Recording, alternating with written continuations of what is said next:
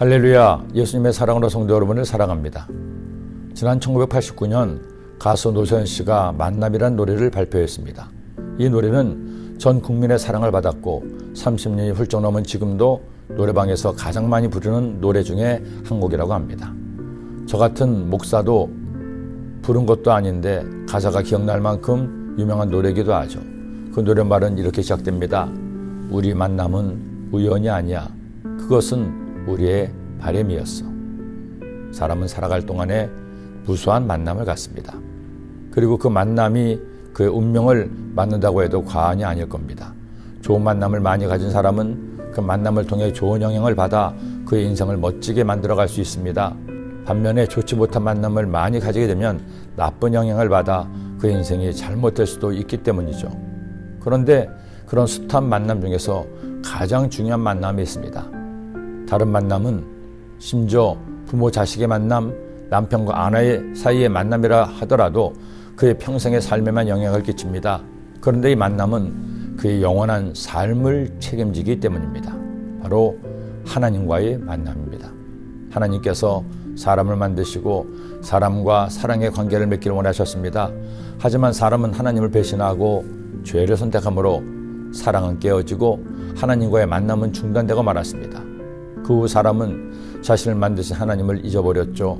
하나님 대신에 자신들의 생각에 따라 우상을 만들고 그것을 신으로 숭배했습니다. 그러니 하나님이 얼마나 외로우셨을까요? 물론 외로움이라는 단어 자체도 인간을 위한 단어이지만 홀로 완전하시고 의로우신 하나님께서 유일하게 원하시는 사랑을 나눌 대상이 없었으니 하나님께도 외로움의 단어를 사용해도 된다는 생각이 들기도 합니다. 그런데 하나님께서는 마침내 그 외로움을 끝내시기로 작정하셨습니다. 그래서 애굽에서 노예로 고통당하는 이스라엘 민족을 구원하신 겁니다. 구원하신 것으로 끝내지 않으시고 이스라엘 민족을 하나님이 택하신 민족으로 삼아 그들과 함께 하시기로 작정하셨습니다. 아울러 이스라엘 민족과 만날 장소로 성막을 만들게 하신 겁니다. 하나님은 율법을 통해 이스라엘 민족이 지켜야 할 법만 알려주신 것이 아닙니다. 그들이 하나님을 만날 구별된 장소인 성막을 만들도록 성막의 설계도를 보여주셨습니다. 오늘 우리가 묵상하는 출애굽기 25장의 말씀은 성막 안에 들어갈 각종 기물들을 만드는 방법을 알려주고 있습니다. 먼저는 지성소 안에 들어갈 법궤, 법궤를 덮은 뚜껑인 속죄소, 그리고 성소에 들어갈 진설병상, 등잔대 등을 어떻게 만들 것인지 구체적으로 알려주십니다. 그것들은 모두 변하지 않도록 순금으로 만들게 했습니다.